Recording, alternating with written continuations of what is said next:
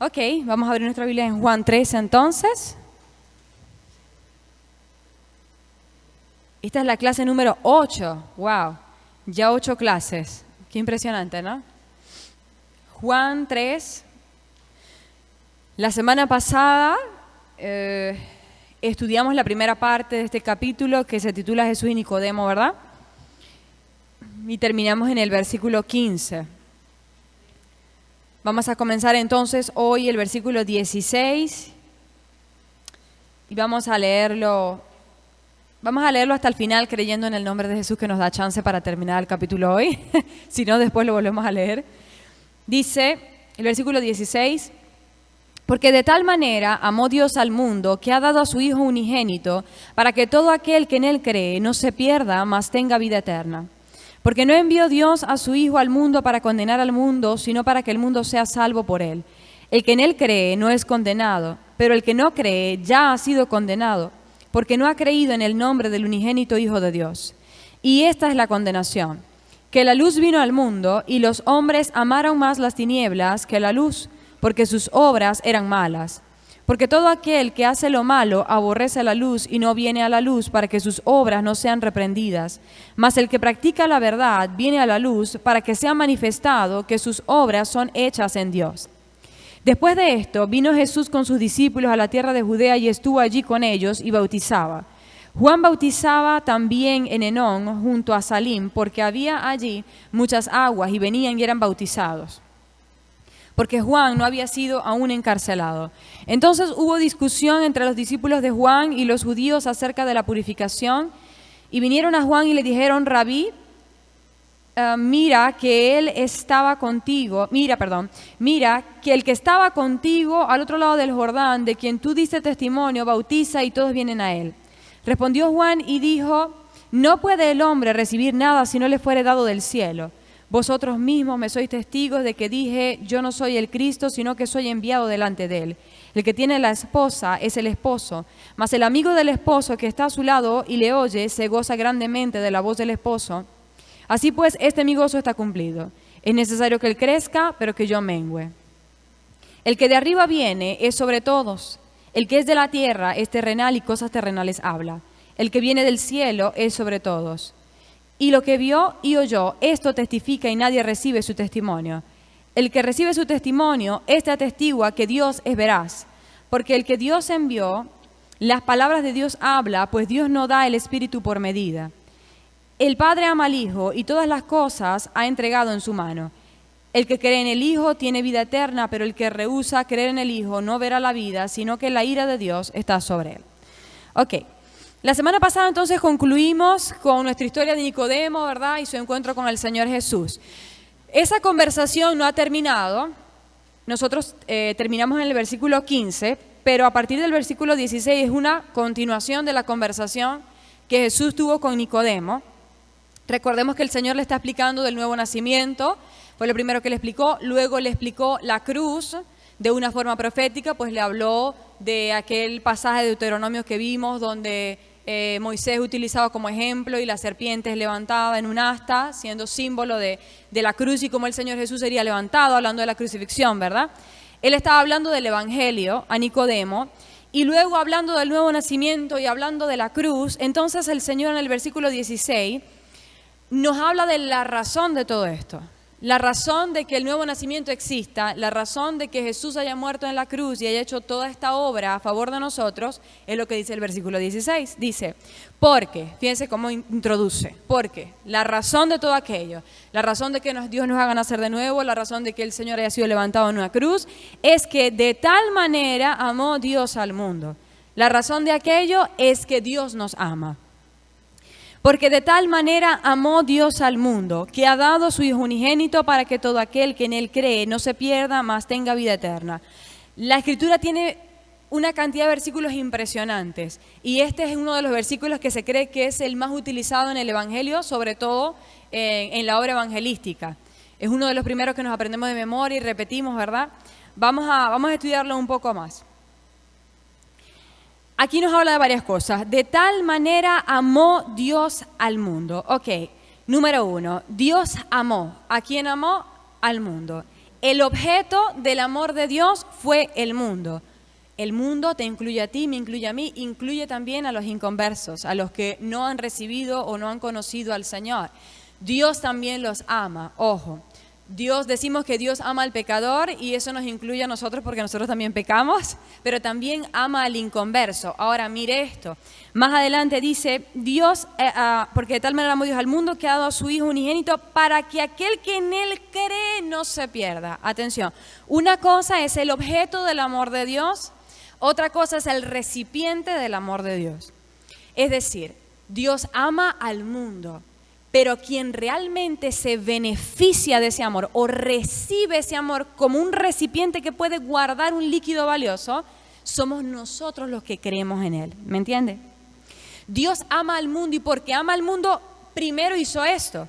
Dio una posibilidad de salvación a cualquiera que Él se acerque. Pero también vemos cómo Dios muestra en el mundo su misericordia. ¿Usted se acuerda de lo que es misericordia? Misericordia es recibir lo que no merecemos. Ojo. Misericordia es que Dios nos da lo que nosotros no nos merecemos. Y a veces vemos, en muchos casos, en gente inconversa que no ha conocido al Señor, y decimos cómo estas personas, cómo disfrutan de una buena familia, o cómo tienen un buen negocio, o cómo tienen salud. Preguntas tan sencillas como esa, si vemos que no hay moral, si vemos que hay decisiones erróneas, si vemos que sus vidas son contrarias a la Escritura. Existe la soberanía de Dios y la misericordia de Dios. Hay quien recibe lo que no merece simplemente porque Dios es amor. Es decir, no tiene nada que ver con la persona, sino todo que ver con Dios. Explicación no les puedo dar. Ese es quien es Dios. ¿Me entiendes? Así que así como Él es justicia y le da a cada uno lo que merece, también puede darnos lo que no nos merecemos. Y ese es el contexto o el término de la misericordia. ¿Ve?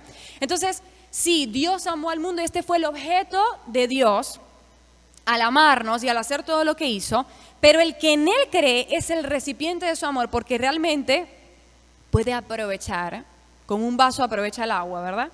Puede aprovechar todo el amor de Dios. Tú eres el que puede disfrutar de la revelación de la palabra de Dios. Tú eres el que puede disfrutar de lo que dijo Jesús cuando dijo, mi paso os dejo, mi paso os doy. Tú eres el que puede disfrutar del gozo que sobrepasa el entendimiento. Cuando el que decía Pablo, que decía regocijaos, otra vez os digo regocijaos, aunque él estaba en la cárcel y ellos estaban siendo perseguidos. Tú eres el que puede disfrutar de todo eso. Tú eres el que puede disfrutar de la protección de Dios, el que abriga al abrigo del Altísimo, el que habita al abrigo del Altísimo, morará bajo la sombra del Omnipotente, etcétera. Son simplemente ejemplos. Pero eso de la palabra está dirigido a ti que has creído en el Señor. Así que tú eres el que puede aprovechar eso. Lamentablemente Dios amó al mundo, pero el que no ha recibido, no ha creído en el Señor, no está disfrutando a plenitud de ese amor. ¿Ok? Entonces, cuando usted vaya a evangelizar, enséñale a la persona, Dios te ha amado, pero hasta que tú no creas en Él no puedes disfrutar de este amor. Amén. Y enséñale cómo se disfruta del amor del Señor, su paz, su gozo, su protección, su bienestar, etcétera, etcétera. Amén. Ok. De tal manera amó Dios al mundo que ha dado a su Hijo unigénito. Ok, ojo. Aquí hay algo que seguramente usted ha escuchado mucho, es muy lógico. Esto habla de la expresión del amor de Dios. El objeto del amor de Dios, el recipiente del amor de Dios. Ha dado a su Hijo. Esta es la forma en la que Dios manifestó o expresó su amor. Mire, Dios dio lo mejor que tenía, asimismo en la forma de su Hijo. Eso es fácil de entender para nosotros. Lo mejor que tenía a su alcance, pues que ya nos había dado la creación, ya nos había dado el sustento, ya nos había dado el aliento de cada día, ya nos había dado... Pero nos dio lo mejor que tenía. Ahora, nosotros podemos traducir este principio en nuestras vidas. Si tú amas a alguien, el amor se expresa, se manifiesta, se demuestra. ¿Cómo? El amor hace. Repito, el amor hace. Y es que esto es muy contrario a la enseñanza de la televisión y de los medios y las comunicaciones sociales, etcétera, ¿verdad? Que nos dicen que el amor es un sentimiento. Uy, nos quedamos muy cortos si definimos al amor como un sentimiento. Es parte. Pero el amor realmente es mucho más. Bueno, si el Señor nos permite algún día estudiaremos aquel 1 Corintios 12, el amor es benigno, es sufrido, etcétera, ¿no? Estúdielo. Pero si resumimos, podemos decir que el amor hace. El amor es una acción. El amor soporta. El amor es benigno, significa que el amor hace algo por lo demás. Ve la necesidad y la cubre, etc.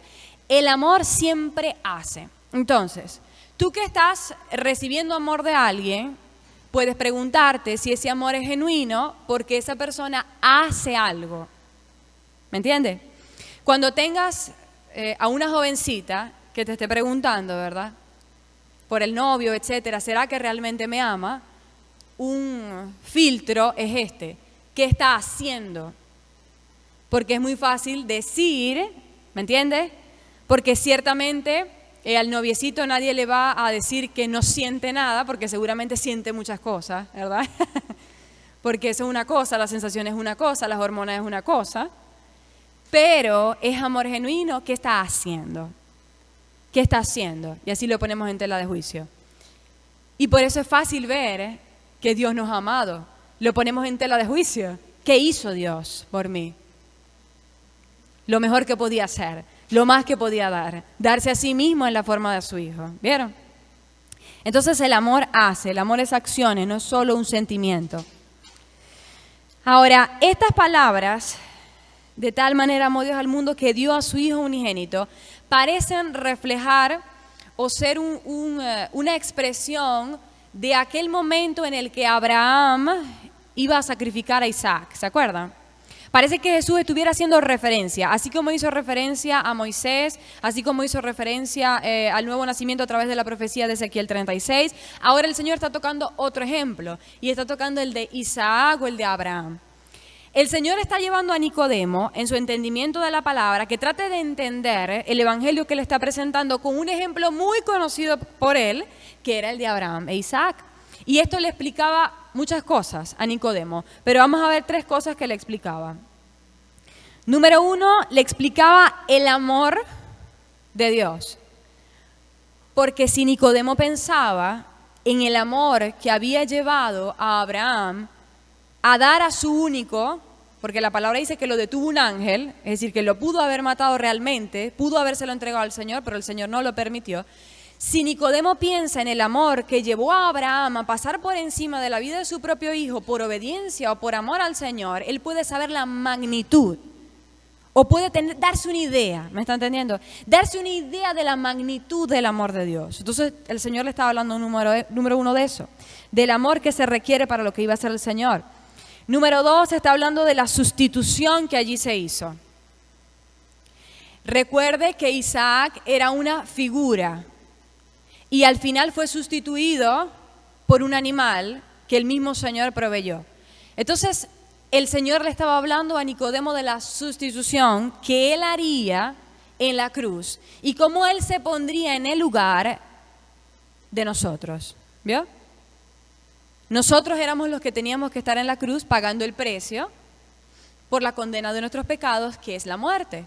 Sin embargo, el Señor en su plan decidió hacer una sustitución y decidió colocarse Él en nuestro lugar. Entonces el Señor le está hablando de forma figurada y profética a Nicodemo de todas estas cosas. Y número 3, el Señor estaba haciendo referencia a la profecía que recibió Abraham. Vamos a leerla. Génesis 22, 17. Génesis 22, 17 y 18 dice: de cierto te bendeciré. Una vez que sucede todo, el ángel detiene a Abraham. Abraham hace el sacrificio del animal al Señor. Entonces el Señor le habla y le dice esto. Génesis 22, 17 y 18. De cierto te bendeciré. Multiplicaré tu descendencia como las estrellas del cielo. Ya aquí el Señor nos está diciendo algo. Recuerde, el Señor le está hablando a Nicodemo en esta figura de Isaac y Abraham, de todas estas cosas. Entonces el Señor estaba hablando, una de las cosas que Él haría en su cruz y en todo lo que Él haría por nosotros sería esto, darnos la posibilidad de ser bendecidos. Porque ¿sabía usted que nosotros no solamente, nosotros teníamos una cuenta contraria con el Señor? Nosotros le debíamos al Señor, por eso teníamos que pagar. Pero cuando el Señor nos redime y hace todo lo que Él hace en la cruz, no solamente salda nuestra cuenta, escuche, sino que nos justifica. Escuche, la palabra justificación significa poner saldo a favor. Qué tremenda. No solamente nos redime, escuche, redimir es que paga la cuenta de esclavos que nosotros teníamos y nos compra. Pero no solamente quedamos, vamos a decir, ¿cuál es el término? Plancha con Dios, ni de un lado ni del otro, sino que Dios nos justifica por medio de Jesús, nos añade saldo a favor y nos dice, ahora no solamente no vas a tener nada que deberle a Dios, sino que ahora vas a estar bien con Dios. Ojo, ¿por qué pasa esto? Porque ahora el Padre nos ve a través de Jesús. ¿Entendió? Tremendo. Entonces, por esto, Abraham recibe esta palabra, y es que esta palabra profética también para nosotros, de cierto te bendeciré, a partir de ese sacrificio y de esa sustitución. ¿Vieron? Porque ya no solamente no me debes nada, sino que ahora estoy a tu favor. Entonces, de cierto te bendeciré y multiplicaré tu descendencia como las estrellas del cielo y como la arena que está a la orilla del mar, y tu descendencia poseerá las puertas de sus enemigos. Todo esto es promesa para nosotros, ojo. También nos está hablando de nuestra victoria sobre los enemigos. No dice que no tendremos enemigos, ¿vio? Dice que tendremos victoria sobre ellos, que es diferente. En tu simiente serán benditas todas las naciones de la tierra por cuanto obedeciste mi voz. Mire, dice en tu simiente. Nosotros inmediatamente pensamos en la simiente natural de Abraham, pero Jesús también, pero Pablo en Romanos explica con lujo de detalles que el Señor no se refería solamente a la simiente natural de Abraham, sino que se refería a la simiente espiritual de Abraham. Mire quién era la simiente espiritual de Abraham. Dice Gálatas 3:16. Ahora bien, a Abraham fueron hechas las promesas y a su simiente. ¿Vio? No dice y a las simientes como si hablase de muchos, sino como de uno, y a tu simiente, la cual es Cristo. ¿Vieron? Y de Cristo salimos nosotros. Entonces, esta promesa que usted acaba de leer en Génesis, que usted podría decir, pero esa era para Abraham, no. El Señor dice que para Abraham fueron las promesas y su simiente. Su simiente es Cristo y nosotros venimos de Cristo. Entonces también es para nosotros. Amén. Todas estas promesas de las que ya le hablé. Entonces el Señor le estaba hablando a Nicodemo de todas estas cosas en ese famoso versículo Juan 3:16. Para que todo aquel que en Él cree no se pierda, mas tenga vida eterna. Ya dijimos lo que era vida eterna, no solamente era vivir para siempre, sino vivir una calidad de vida que solo podemos tener de la presencia del Señor, de vivir cerca del Señor. Versículo 17 dice, porque no envió Dios a su Hijo al mundo para condenar al mundo, sino para que el mundo sea salvo por Él. Siempre que leí este pasaje me encontré la disyuntiva de por qué Dios hablaba de esto si venía hablando de que Él había salvado pues al mundo, ¿no? Y es que recuerda que el Señor le estaba hablando a Nicodemo principalmente. Nicodemo era un fariseo, ¿verdad? Y como fariseo tenían ciertas enseñanzas judías que nosotros no conocemos, ¿verdad? Pero como él tenía estas enseñanzas, entonces el Señor le viene a enseñar algo aquí.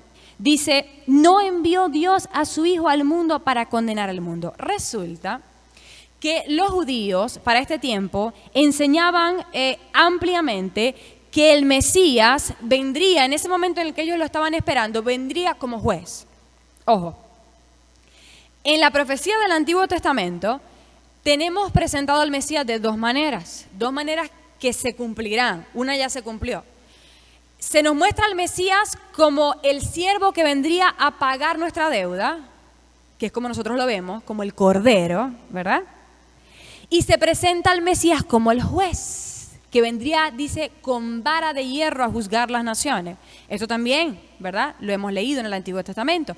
Los judíos conocían estos dos aspectos del Mesías, pero ellos, por alguna razón, no me pregunte cuál, estaban esperando no la una, sino la otra. Ellos estaban esperando al Mesías como juez, no como aquel que vendría a pagar por el pecado de ellos. Entonces, lo que el Señor Jesús le está diciendo a Nicodemo es, Nicodemo, entiende mi plan. Yo he venido a salvar al mundo, por eso dice, de tal manera amó Dios al mundo. No he venido a condenar el mundo. Tú crees que yo como Mesías debía venir a juzgar, pero no he venido a juzgar en este tiempo. En este tiempo he venido a ponerme en sustitución del mundo para salvarlo. Ahora, ojo, porque el Señor sí va a venir como juez, y esto en su segunda venida, que dice la palabra, ya no vendrá como cordero, sino como león. ¿Vieron? Este es nuestro tiempo de gracia, aprovechémoslo. Aprovechemos el tiempo del Cordero, porque sí llegará el momento en que el Señor venga a juzgar, ¿ok? Entonces el Señor le estaba haciendo entender a Nicodemo cuál era su plan. Él venía en forma de cordero, Él venía no a juzgar, sino a salvar al mundo. Ahora, sigue diciendo el versículo 18. El que en Él cree no es condenado, pero el que no cree ya ha sido condenado, porque no ha creído en el nombre del unigénito Hijo de Dios. Ok. El que en Él cree no es condenado. Este es el mensaje de gracia más amplio e impresionante que nosotros podríamos escuchar. Solo hay que creer, como lo vimos la semana pasada, solo miramos la serpiente en el asta, ¿verdad? Solo hay que creer para no ser condenados. Ahora, ojo, porque así de maravilloso como suena para el que cree, de allí sale una consecuencia natural para el que se niega a creer. Ojo, cuando dice el que no cree, está hablando específicamente de aquel que ha recibido la palabra y se ha negado a creer la palabra. No está hablando, por decirles algo, de los santos del Antiguo Testamento que no recibieron el Evangelio. No está hablando de eso, porque si así fuera, entonces Abraham estaría condenado y por la palabra y por Gálatas y por Romanos vemos que no es así, ¿correcto? Entonces no está hablando de aquellos que no recibieron el Evangelio, sino que está hablando de aquellos que se están negando a recibir el Evangelio, ¿verdad? Aquel que se niega una vez habiendo recibido la luz, entonces no es que Dios traiga condenación sobre ellos, lo vamos a ver más adelante, es que ellos atraen la condenación sobre sí. Es una consecuencia natural de que hay una oportunidad puesta sobre la mesa, hay quien decide tomarla y quien no la toma. ¿Me está entendiendo? Nadie está obligando o tiene una pistola en la cabeza del que no toma esa oportunidad. ¿Me entendió? Pero hay quien sí la toma. Entonces no es que Dios traiga condenación, es que es una consecuencia natural de que la oportunidad está allí y no se está tomando. ¿Vio? Ok. Ahora, con respecto a lo que les dije de los santos del Antiguo Testamento, ahí hay mucho tema que cortar, mucha tela que cortar, pero podríamos decir que aquí hay un principio. Y es que de acuerdo a la luz que nosotros hayamos recibido, seremos juzgados. Todo aquel que en Él cree no es condenado, mas el que no será condenado. Dependiendo de la luz que nosotros hayamos recibido, entonces nosotros seremos juzgados. Así en el Antiguo Testamento. En el Antiguo Testamento, los santos, el Nuevo Testamento nos explica, fueron salvos por la fe. Dice la palabra que Abraham fue justificado por fe, ¿vio? La misma palabra de justificación que nosotros utilizamos en Cristo. Ahora, ¿a qué se refiere con fe? La fe de ellos, aunque ellos no conocían a Jesús, puesta en el Padre, era una expresión de la fe en Jesús. Siendo el Padre y el Hijo, esta fe estaba conectada. Entonces, su fe era tomada en cuenta como nuestra fe en el Hijo de Dios. ¿Vieron? O sea, dependiendo de la luz que cada uno haya recibido, entonces nosotros seremos juzgados, ¿ok? Es un tema profundo, es un tema difícil, pero para que saquemos de nuestras cabezas que Dios es injusto. Recordemos que Dios es soberano y hace las cosas como Él quiere, pero Dios ha demostrado justicia. Entonces, ¿qué pasa con los niños? El niño mayor de edad, ¿qué pasa con los indios por allá? ¿Qué pasa con los...? No tenemos por qué saber todas estas cosas. Tenemos que confiar en que Dios es justo. ¿Amén? Podríamos explicar más, pero ¿para qué enredarnos? Suficiente con decir que Dios es soberano y Él lo va a hacer justamente. ¿Amén? Tanto a niños como a indios, como a los santos del Antiguo Testamento, como a nosotros. ¿Amén? Ok, el versículo 19 dice, y esta es la condenación. Fíjese que va a explicar, ¿no? Lo que le vengo diciendo. La consecuencia natural, Él va a explicar. Esta es la condenación. 2 puntos. Que la luz vino al mundo y los hombres amaron más las tinieblas que la luz, porque sus obras eran malas. El Señor está diciendo, he aquí el problema. Y Dios lo dice, ¿por qué?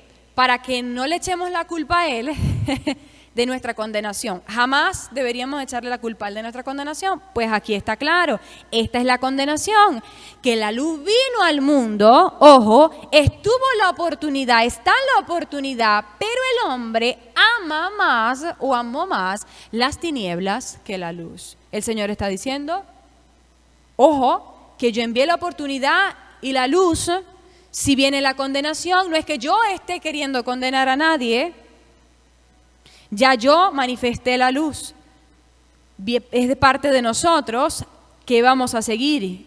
¿En dónde vamos a ir a refugiarnos? Si en la luz o en las tinieblas. Los hombres amaron más la luz, más las tinieblas que la luz, porque sus obras eran malas. Todo aquel que hace lo malo aborrece la luz y no viene a la luz para que sus obras no sean reprendidas. Fíjese esto. El Señor aquí nos explica una de las principales razones por las que el hombre rechaza el Evangelio y rechaza a Jesús. Y usted se va a encontrar esto cuando evangelice, cuando le hable a alguien de Jesús, usted se va a encontrar con esto muchas veces. El problema es que la luz está disponible, pero el hombre no quiere venir a la luz porque ama más las tinieblas y quiere hacerlo de las tinieblas y sabe que si se acerca a la luz, sus obras van a ser expuestas. Usted no se ha encontrado con este tipo de frases de las personas a las que nosotros les predicamos que dicen, bueno, sí, pero poco a poco. No, yo no voy para la iglesia, solo voy para la célula, solo voy para el Betel. ¿Por qué le tienen miedo a la iglesia? ¿Por qué le tienen miedo a acercarse a la luz? ¿Me está entendiendo? Hay quien todavía dice, no, yo voy a la iglesia, pero me voy a sentar por ahí atrás, que la pastora ni me vea, que el pastor ni me vea. ¿Qué miedo le tienen a acercarse al pastor? ¿Por qué le tienen miedo a acercarse a la pastora? Ojo, ¿usted me está entendiendo? ¿Por qué queremos permanecer ocultos? ¿Por qué queremos permanecer en las tinieblas? ¿Qué queremos que no se vea? Esta es una de las principales razones por las que la gente rechaza el Evangelio, porque sabe que al venir a este lugar, porque sabe que al acercarse al Señor, el Señor es luz, va a irradiar la luz y se va a ver lo que ellos quieren seguir atesorando y quieren seguir haciendo. Amén. Cuando usted se encuentre esto en las personas, oración. Nuestra mayor arma en este caso es la oración, porque les tiene que pasar como a Pablo, que estaba tan cegado y amaba tanto lo que él estaba haciendo, porque él pensaba que estaba bien. Lo que él estaba haciendo, persiguiendo a la iglesia, que dice la palabra que tuvieron que caer escamas de sus ojos. La luz de Cristo, dice, fue tan fuerte que quedó ciego. ¿Me está entendiendo? Esta misma luz tiene que irradiar al inconverso. Y eso no lo puede lograr usted a través del mucho análisis que usted le haga bíblico, el mucho convencimiento que usted trate de llevar. Nosotros lo lograremos por la obra del Espíritu Santo a través de la oración. Amén. Que alumbra la luz en esas personas y si son parte de la iglesia, entonces serán agregadas a la iglesia. Amén. Ok, el versículo 21, a ver si no me pasa nada. El 20, sí, ya lo leímos. Dice, porque todo aquel que hace lo malo aborrece la luz y no viene a la luz para que sus obras no sean reprendidas. 21, el caso contrario. Mas el que practica la verdad viene a la luz para que sea manifiesto que sus obras son hechas en Dios. Es decir, el que practica la verdad no tiene nada que esconder. Esto es un buen indicador para que nos analicemos personalmente. ¿Hay algo en tu vida, hay algo en mi vida que no quisiéramos que la gente se enterara? Porque si es así, probablemente sea una obra de las tinieblas. ¿Me está entendiendo? Repito, hay algo en ti, hay algo en mí que no quisiéramos que se pasara aquí, que alguien nos grabara en video y lo pasara por acá para que lo vieran los hermanos. Por ejemplo, yo no quisiera que me grabaran cuando empiezo a pelear con mi esposo. ¿Me está entendiendo? Porque son obras de tinieblas. Y no quiero que me pasen por aquí. ¿Me entiende? Así nosotros nos podemos medir. Esto que yo hago, este comportamiento que tengo, esta forma en la que respondo, este hábito, este lugar al que voy, este amigo que tengo, no me importaría que alguien me viera, no me importaría. Hay tanta gente, como le decía, que se esconde de los pastores. Y ahí pasa algo, porque sabemos que ellos son los representantes de la luz del Señor. Entonces hay algo, a veces es ese inconsciente, hay algo en nosotros que nos dice no te acerques a la luz porque puede ser expuesto y nos duele ser expuestos, ojo. Ahora, seguramente todos nosotros tenemos algo que necesite ser expuesto, ojo. Porque esto no es solamente para los inconversos, ni para el más pecador de pecadores. Nosotros todavía tenemos una carne, gloria a Dios, el viejo hombre fue crucificado, pero todavía luchamos diariamente con una carne. Así que seguramente hay cosas que necesitan ser expuestas, cosas que necesitan salir a la luz, cosas que necesitamos confesar. Y qué bueno nos sería acercarnos a la luz para que nos demos cuenta de esas cosas. Amén. Ok, entonces el que practica la verdad se acerca a la luz porque no tiene nada que esconder. Al contrario, sabe que al acercarse a la luz va a ser manifiesto que sus obras son de Dios. Va a ser manifiesto que lo está haciendo bien. Amén. El amigo del esposo, dice el versículo 22. Después de esto, vino Jesús con sus discípulos a la tierra de Judea y estuvo allí con ellos y bautizaba. Ok. Empezó a bautizar el Señor. Vemos primero el verbo estuvo allí, porque es un verbo muy bonito. Es un verbo que se podría traducir como entretenerse y habla del compañerismo que tenía con los discípulos. Algo muy lindo. Es como cuando usted se reúne con los hermanos de la iglesia y dicen, bueno, vamos a hacer unas arepitas, vamos a hacer algo. Lo podríamos llamar entretenimiento, ¿verdad? Ese lindo sentir del corazón, de la coinonía, del amor fraternal, es lo que se está hablando aquí. El Señor tenía a sus discípulos y los puso a servir, porque no solo bautizaba el Señor, los discípulos lo ayudaban. Pero en medio de todo esto, había una reunión para arepitas constante, ¿me entiendes? Qué lindo es el Señor. Y yo pensaba que el Señor también es así con nosotros. En medio de su obra, decía, en medio de la obra tan extensa que tenía que hacer el Señor Jesús, porque recordemos que el Señor Jesús estaba en cierta forma limitado por su cuerpo físico, limitación que no tendría el Espíritu de Dios, y por eso dijo, os conviene que venga el Espíritu. Pero entre tantas cosas que el Señor Jesús tenía que hacer, él hallaba el tiempo para sentarse con sus discípulos, para demostrarles su amor, para hablarlos, para conocerse. Esa palabra también se puede traducir conocerse mejor. Es como iban iniciando el ministerio, apenas los había llamado, bueno, tenían algún tiempo, todavía tenían que conocerse, entonces estaban hablando, mira Pedro, ¿qué te gusta a ti? ¿Qué haces? ¿Cuáles son tus planes? Mira, este es mi reino. ¿Me está entendiendo? Y así es el Señor con nosotros. Ojalá nosotros pudiéramos orar de esta forma. A veces nosotros oramos pues con la lista de cosas y bueno, esto y aquello, y no le damos ni chance al Espíritu Santo que mora en nosotros y que es la voz del Padre, es la voz de Jesús en este tiempo. No le damos chance ni para que hable y recordemos que el Espíritu Santo, entre todas las cosas, es una personalidad, es decir, es una persona, perdóname la palabra, es una persona, así como tú y como yo, entonces Él también quiere conversar. ¿Sabe usted esto? Por eso es que usted ve que el Espíritu Santo hablaba. No solamente hablaba a través de los apóstoles, sino que hablaba en el Antiguo Testamento cuando ni siquiera había venido a habitar dentro de nosotros, sino que venía por una misión en específica, en un tiempo en específico, y usted ve al Espíritu Santo hablando, haciendo su obra en la vida de las personas, ¿me entiende? Entonces, el mismo Espíritu Santo de allá, el mismo Espíritu Santo de los apóstoles, es el mismo Espíritu Santo de nosotros, y Él quiere conversar. Yo diría, nosotros somos, el Espíritu Santo tal vez se parezca a las mujeres, porque a los hombres no les gusta tanto conversar, a la mayoría. Para dicen que los hombres tienen menos miles de palabras que decir al día de las mujeres, ¿no? Yo creo que el Espíritu Santo es más como del lado de nosotras, que tienen bastantes cosas para decir, porque nos hacen falta, pero habrá oídos prestos para recibir lo que el Señor tiene para decirnos. Y es que esto implica que nosotros, como lo hacían los discípulos, nos sentemos en la gramita y le digamos, bueno, vamos a dedicarte este tiempo. ¿Qué tienes para decirnos? Amén. Estuvo allí entonces y bautizaba. Y eso también es algo bueno, y es que en el servicio que ellos hacían, del evangelismo, de hablar del reino, de bautizar a las personas, allí conocían al Señor. Allí veían cómo se desenvolvía el Señor, cómo hacía las cosas. Y nosotros también, en medio del servicio que nosotros hacemos, tenemos una oportunidad de conocer al Señor, ¿sabía? En medio del evangelismo, la alabanza, etcétera, el mantenimiento del templo, en todas estas cosas, usted dirá, bueno, el que limpia las sillas, ¿verdad? Dirá de repente, bueno, ¿qué tiene que ver esto con el reino? ¿Qué tiene que ver esto con Jesús? Pero usted viera, si pudiéramos ver al Espíritu Santo alegrándose y queriendo compartir con nosotros. Recuerdo que en estos días unos familiares tuvieron la oportunidad de salir por allá a divertirse y yo oraba al Señor de esta manera, no sé por qué me salía así, Señor, yo sé que ellos están divirtiéndose, pero que puedan experimentar tu presencia y cómo tu Espíritu Santo te diviertes también con ellos. Porque así me lo imaginaba mientras oraba. Yo imaginaba al Espíritu Santo allí con ellos también, disfrutando, ¿verdad?, de la cosa. Porque así es el Señor con nosotros.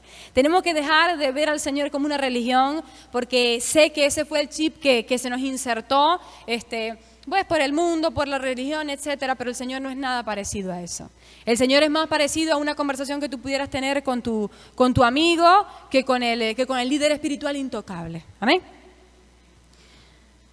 Ok, el versículo 23 dice, Juan bautizaba también en Enón junto a Salim porque había allí muchas aguas y venían y eran bautizados. Mire esto, el Señor estaba haciendo una hora de bautismo y era lógico pues que el Señor continuara esta obra de bautismo porque en el ministerio de Juan, recordemos cuando hablamos del bautismo en las primeras clases, era una herramienta, un instrumento para darle una oportunidad a la gente de confesar sus pecados, de venir al arrepentimiento, de darse cuenta de que necesitaban al Señor más que el simple hecho de la inmersión y sacarlos del agua, ¿verdad? Era un instrumento. Entonces, si fue efectivo en el ministerio de Juan, pues es lógico que el Señor también utilizara este instrumento en su ministerio. Ahora, se habla de que el hecho de que Jesús haya bautizado era una honra al ministerio de Juan. Y me encanta verlo así.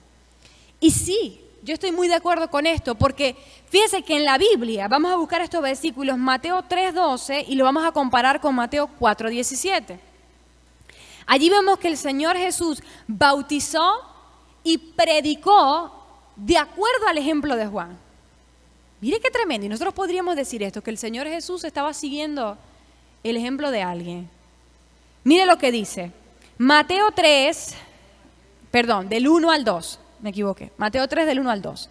Dice, en aquellos días vino Juan el Bautista predicando en el desierto de Judea y diciendo, escucha lo que decía Juan el Bautista, ¿cómo predicaba? Arrepentíos porque el reino de los cielos se ha acercado.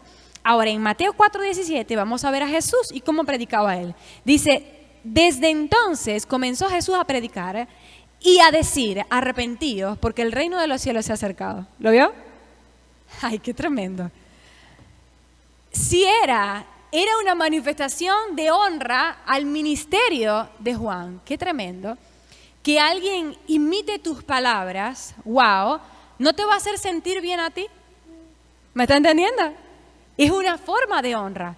Entonces el Señor Jesús, porque más adelante vamos a ver que los discípulos de Juan empezaron a sentirse mal porque los discípulos estaban yendo en pos de Jesús. Y vamos a ver cómo a Juan no le importó esto. Antes de entrar en esto, ya el Señor Jesús nos estaba diciendo, honro el ministerio de Juan. Fíjese. El ministerio de Juan tiene peso, tuvo una gloria y un valor que él ha cumplido y lo honro por eso. Pero ahora viene mi ministerio. ¿Me entiende? Ahora, sigue diciendo el versículo 23. Entonces Jesús bautizaba. Juan bautizaba también, allá lo leímos, el 24. Dice, porque Juan no había sido aún encarcelado. Entonces, hubo discusión entre los discípulos de Juan y los judíos acerca de la purificación. Déjeme ver un momento si no se me pasa nada, porque me parece que sí. Sí, se me pasó algo importante que le tengo que decir. Mire lo que dice Morris. Dice, la labor del bautismo de Juan seguía mostrándose efectiva. Leemos, y venían, eso es lo que dice el versículo, y venían, y eran bautizados. El sentido de los últimos dos verbos es continuo y podríamos darle la fuerza como de siguieron viniendo y siendo bautizados. ¿Vio? Es decir, el hecho de que el ministerio de Jesús estuviera avanzando no era una sentencia de muerte para Juan. ¿Me está entendiendo? Es muy diferente que el ministerio de Juan se cumpliera a que se detuviera sin propósito. ¿Me está entendiendo? El hecho de que el ministerio de Jesús avanzara no significaba que el ministerio de Juan iba a retroceder. Porque él estaba cumpliendo. ¿Cuál era el ministerio de Juan? No que la gente lo siguiera, ojo. El ministerio de Juan era cumplir la voluntad del Padre, así de sencillo. Y que la gente se fuera en pos de Jesús significaba para Juan que él estaba cumpliendo la voluntad del Padre, porque él había venido como vocero de Jesús. ¿Me está entendiendo? Entonces, que a Jesús le fuera bien no significaba que a Juan le iba a ir mal. Esto es un principio que nosotros tenemos que traducir a nuestras vidas. Que a tus hermanos les vaya bien no significa que a ti te va a ir mal. Y es que a veces, pues nuestra carne de envidiosa nos hace sentir que por qué al otro le va tan bien. Sobre todo en términos de ministerio, decimos no, porque vamos a poner el ejemplo de Irene. No, porque Irene está en todos los ministerios, todo es Irene. ¿Y pero por qué yo no? ¿Qué pasa? Que a Irene le vaya bien no quiere decir que a ti te tiene que ir mal. El problema no está en Irene, el problema está en ti. ¿Me está entendiendo? Es más, si Irene y yo trabajamos para el mismo reino, yo me tendría que alegrar de que a ella le vaya bien, porque ella está agregando al mismo fondo al que yo estoy agregando. ¿Me está entendiendo? Entonces, ojo, podríamos decir que a Vera le ponen todas las canciones. Ay, porque Vera tiene la voz más bonita y le ponen todas las canciones a ella, porque no me ponen a mí. Vera está agregando al reino y yo me tengo que alegrar. Yo también estoy agregando al reino a mi manera. Aunque yo no esté ni en el coro, ni en la alabanza, ni en nada cercano. Que al Señor Jesús le fuera bien no significa que a Juan le iba a ir mal. Que al otro le vaya bien, que a tu vecino le vaya bien y él sea rico, no significa que el mundo se va a quedar sin recursos para ti. A veces creemos, no, que mi vecino tiene monopolizada una charcutería aquí, otra allá, porque a él le va tan bien y yo. Alégrate de que está alegrando al fondo de la economía del país, ¿ah? Que al final te va a beneficiar a ti. Pero somos muy cortos en el pensamiento, porque dejamos que nuestra carne nos infunda concupiscencias y envidias y contiendas. O sea, la próxima vez que veas al otro que va avanzando, dite a ti mismo, qué bueno que él va avanzando en lo que Dios tiene para él, yo también voy en lo mío. Aunque lo mío no sea tener 4 charcuterías, pero yo voy en lo mío. ¿Amén? Ok. Entonces, si ahora sí vamos al 25, vio que sí se me olvidó algo importante. El 25 dice, entonces hubo discusión entre los discípulos de Juan y los judíos acerca de la purificación. Ok. No sabemos el contenido de esta conversación o de esta discusión, solo se nos dice que la conversación fue acerca de la purificación. Los judíos hablaban de la purificación ritual, que usted va a ver en Levítico, Deuteronomio, Números, etcétera, ¿verdad? Esto no vamos a explicar mucho, ya yo se los he mencionado un poquito, pero vamos a decir que era un rito de la ley, que en muchas maneras representaba religión. ¿Por qué? Porque los judíos querían limpiarse afuera, pero no adentro. Más adelante, en algún momento, Jesús dice, hipócritas, se lavan las manos 1.000.000 de veces, pero su corazón, ¿cómo está? No es lo que entra al cuerpo lo que sale del cuerpo lo que contamina al hombre, sino lo que entra. ¿Me está entendiendo? En fin, podemos hablar de que esto era de lo que estaban hablando los judíos, la purificación, porque lo de Juan, el bautismo de Juan, tenía también un elemento de purificación. Era una limpieza, una expresión de limpieza del pecado, de esa que nosotros queremos, esa que nosotros buscamos. Entonces probablemente este fue el encuentro entre religión y espíritu, ¿me entiendes? Y este encuentro también está en nosotros a veces. ¿De qué bando estamos nosotros, le pregunto? ¿Del lado del rito de la purificación o estamos del lado del bautismo de Juan por lo menos? Por lo menos digo porque después vino el bautismo del Espíritu. ¿De qué lado estamos nosotros? ¿De lo externo, del rito, de la costumbre, de la religión? ¿O estamos del lado del interno, de lo espiritual, de lo eterno? ¿Estamos pendientes de qué se puso la hermana para la iglesia, si se le veía por allá o si estaba muy apretado el pantalón? ¿O estamos pendientes de si nuestros corazones siguen enojados, si no hemos perdonado, etcétera, etcétera? ¿Estamos pendientes del hermano, si fue a poner los diezmos y las ofrendas? ¿O estamos pendientes de cómo está nuestro corazón con el Dios de las riquezas? ¿Me está entendiendo? ¿De qué lado estamos nosotros? Y es que esta discusión puede ser un ejemplo de la lucha entre la carne y el espíritu. Ojo. Ahora, otra cosa que usted puede entender de aquí o que le puedo traer a colación y a memoria es que nunca debemos encontrarnos en este tipo de discusiones con la gente. Creo que en algún momento tocamos este tema, pero no debemos encontrarnos con este tipo de discusión con la gente. Usted presenta el evangelio, usted presenta la verdad, y si hay resistencia y usted ve esto, que se comienza una contienda, que comienza, vamos a decir, los ánimos a moverse de a mucho, comienzan las emociones, comienza el orgullo a manifestarse, comienzan tantas cosas, usted Ya usted presentó el Evangelio. Usted no tiene por qué discutir. ¿Amén? Ok, el versículo 26. Y vinieron a Juan y le dijeron, Rabí, mira que el que estaba contigo al otro lado del Jordán, de quien tú diste testimonio, bautiza y todos vienen a él. De esta conversación en el versículo 25 que ellos tuvieron, de esta discusión, se entiende que los discípulos de Juan recibieron esta información de que Jesús estaba bautizando y que su ministerio iba creciendo y que toda la gente iba a Jesús para que les bautizara. Así que ellos se turban, se preocupan y van a Juan y le dicen, mira, se está llevando a las ovejas de nuestra iglesia. Ahora, nosotros no vemos a Juan preocuparse. Al contrario, vamos a ver que la respuesta de Juan fue para calmarlos a ellos. Él no se preocupó. ¿Por qué no se preocupó? Como ya dijimos, él sabía que este era el cumplimiento de su ministerio. Él sabía que Jesús no le estaba quitando nada, sino que al contrario, el éxito del ministerio de Jesús estaba sellando también el éxito de su ministerio. Déjeme ver un momentico aquí antes de avanzar, que creo que se me está pasando algo. Ok, mira lo que dijo Morris acerca de la expresión que ellos dieron. Todos vienen a Él. Y es que esto habla del corazón de ellos. Todos vienen a Él. ¿No le parece una exageración? No, no todos venían a Él. No todo el mundo estaba congregado donde estaba Jesús. Ojo, esto era una exageración. Mira lo que dice Morris.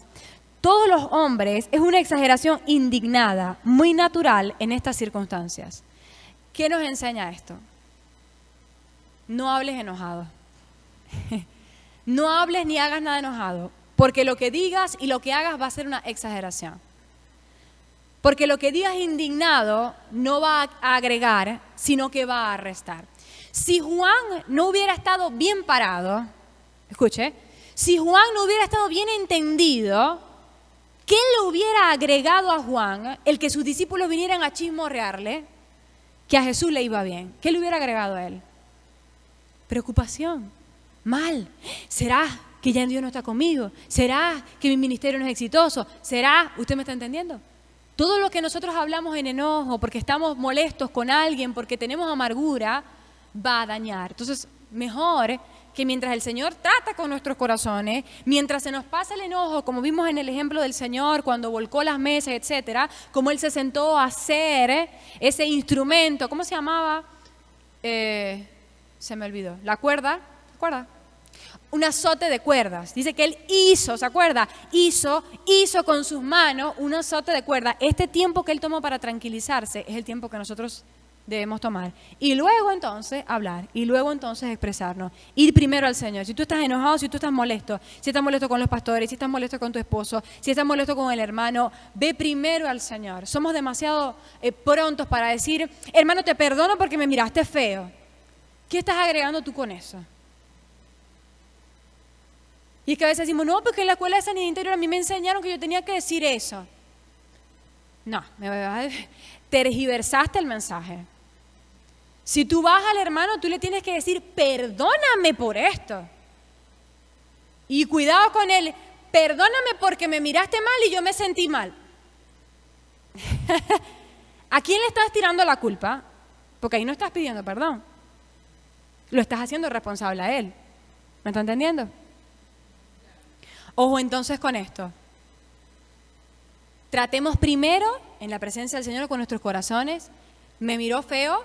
Nadie va a desmentir lo que tú sientes. Seguramente tú lo sentiste así. O lo viste así. Tal vez el hermano estaba cansado. Venía todo el día del trabajo. ¿Qué sé yo? A todos nos pasa. Nadie va a desmentir ni a desvalorizar lo que tú opinas. Pero no vayas a dañar a alguien. Ve a la presencia del Señor y Señor, yo opino esto, y el Señor te va a hablar. Y el Señor te va a hacer entender en la paz y en la quietud, te va a decir, mira, pero tú podrías más bien analizar que ese hermano venía de todo el día de trabajar. Tú podrías más bien analizar las circunstancias a las que él se tuvo que enfrentar en ese día. Tú podrías más bien analizar su familia, sus circunstancias, sus necesidades. ¿Me está entendiendo? Y entonces ahí nosotros vamos a empezar a bajar la marea. Y vamos a empezar, bueno, Es verdad. ¿Me entiende? Y ya no vamos a ir a herir al hermano. Aleluya. Entonces nada en indignación, como lo dijeron los discípulos de Juan. El versículo 27, respondió Juan y dijo, no puede el hombre recibir nada si no le fuere dado del cielo. Esto me encanta. Como dijimos, Juan entonces empieza, estamos tarde. Juan, como dijimos, empieza a calmarlos y empieza a hablarles de su corazón. Y les dice, nada puede el hombre recibir si no le fuere dado del cielo. Mire, Juan está respondiendo la amargura de sus discípulos con algo que se llama agradecimiento. Juan está diciendo, ¿saben qué? Lo que tengo, así ustedes lo vean poco, así ustedes vean que la gente que me sigue es poca en comparación a Jesús, esto que tengo, lo recibí de Dios. Esto que tengo, me lo ha dado Dios. Entonces, ¿por qué tendría yo quejas? No tengo razones para quejarme, está diciéndole Juan a sus discípulos. Tengo razones para estar agradecido. Y quiero que ustedes lo entiendan también. ¿Vio? Así tenemos que recibir nosotros también todas esas razones. Cuando nos incomodamos con los hermanos, cuando hay discusión, cuando hay contienda, cuando hay envidia, cuando hay todas estas cosas, tenemos que ver en nuestros corazones y decir, pero si yo lo que tengo son razones para estar agradecido. ¿Por qué me voy a enrollar por cómo le va al otro, qué hace o qué deja de hacer? Si yo tengo algo valioso de parte del Señor y no tengo por qué estarlo comparando con nadie más. ¿Ok?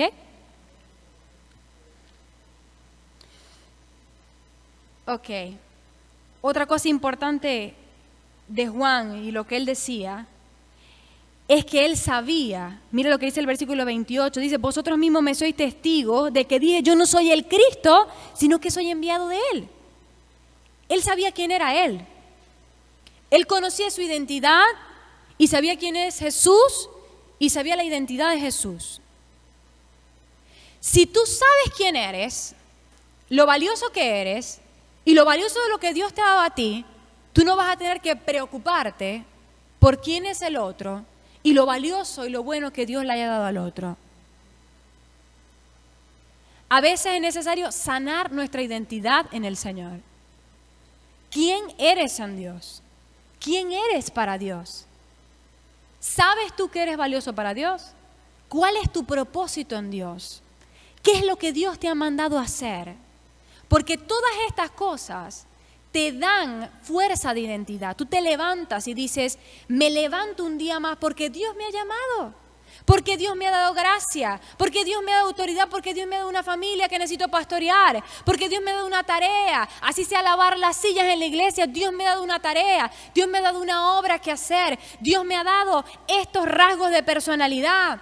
Si yo soy más extrovertida, Dios me lo ha dado para servir a su reino. Si yo soy más introspectiva, si soy más analítica, si soy más observadora, Dios me lo ha dado para favorecer a su reino. Yo sé que la una y la otra cosa tienen valor porque me las puso o me las entregó Dios, porque Dios dijo que repartió dones.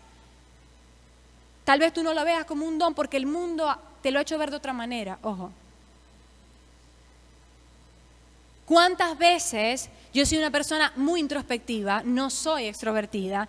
¿Y cuántas veces por ahí, no, que Rebeca, que no dice nada, no, que no habla, no, que todo vale la pena? Mire, llegó el punto en mi vida en que yo tuve que decir, ¿quién soy yo? Y supe, no soy esa Rebeca que habla todo, no soy como mi hermana Verónica, por ejemplo, que usted la conoce, esa dice más de lo que... No soy como ella, y ella es valiosa, pero yo soy valiosa a mi manera, en mi forma... ¿Me está entendiendo? Pero usted tiene que llegar a analizarse de esa manera y a valorarse como Dios le ha valorado.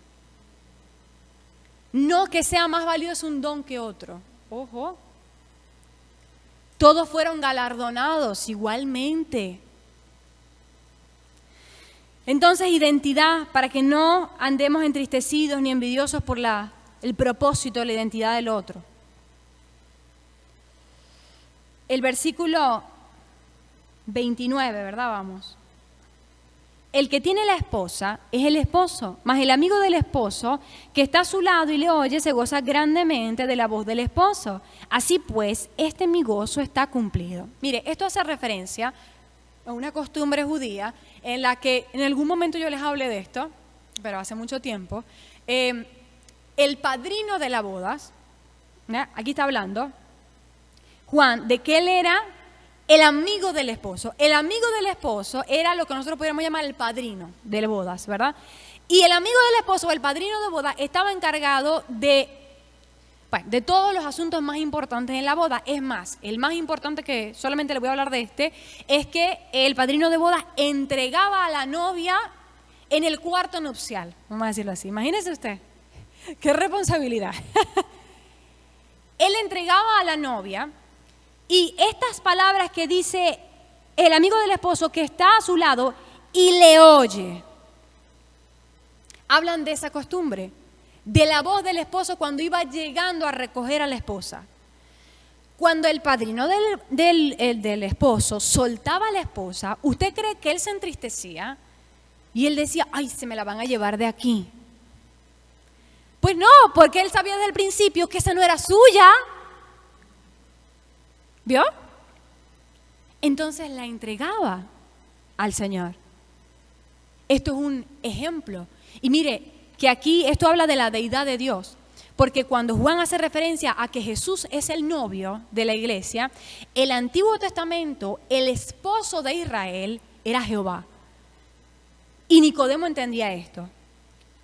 Y todos, Juan, cuando habla de esto, el evangelista y el bautista, sabían de esto. Cuando están hablando y cuando están en el contexto de esto, ellos estaban diciendo, Jesús es el novio de la iglesia porque Jesús es Dios, porque Jesús es Jehová, el esposo de Israel.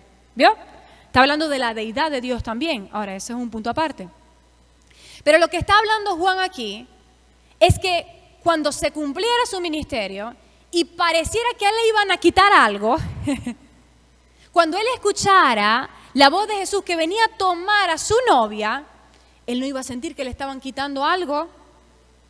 Él iba a saber que su ministerio y su gozo estaban cumplidos. Porque a eso vino Juan el Bautista.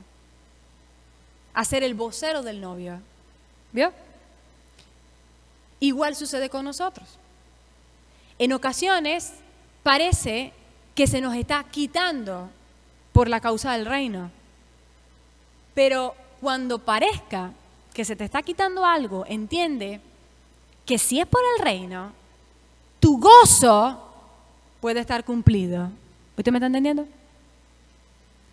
Puedes estar seguro de que tu ministerio se está llevando a cabo y puedes tener el gozo, la alegría y la paz de ello. Ejemplo lo que dice Juan, es necesario que él crezca, pero que yo mengüe. Este es un versículo que usted tiene que aprender de memoria y decírselo a sí mismo todos los días. Es necesario que él crezca, pero que yo mengüe. Cuando Jesús empieza a crecer en nuestras vidas, nosotros empezamos a perder cosas de nosotros mismos. ¿Me está entendiendo? Cosas que no van de acuerdo a sus planes, cosas que no están de acuerdo a su propósito, cosas que no están de acuerdo a la naturaleza divina, que no son conforme al Espíritu. Y nosotros podríamos decir, uy, no, pero el evangelio me ha costado a todos mis amigos. El evangelio me costó el negocio porque yo hacía esto y aquello y tuve que dejar de hacerlo porque me enseñaron allá que eso es robar, que eso está mal. El evangelio me ha costado esto y aquello. Pero no. Cuando tú pierdes, puedes saber que Jesús está ganando en ti. Y ese es tu éxito y mi éxito como cristianos. ¿Sí o no? Cristianos, pequeños cristos. ¿Correcto? Entonces, si es el Señor el que se está haciendo relucir en mí, el que se está manifestando, el que se está viendo, aunque ya yo no me vea, o la que era antes yo ya no se vea, entonces no tengo por qué entristecerme, sino alegrarme, porque estoy creciendo, estoy avanzando y estoy teniendo éxito en el Señor. Amén. O sea, cuando te digan, ay, pero es que tú no eres la misma, pero es que ya tú no eres como antes. No te entristezcas. ¿De qué te vas a entristecer? Aleluya. Lo recibo, lo creo así, no soy la misma. Porque antes era Rebeca y ahora soy Cristo. Amén.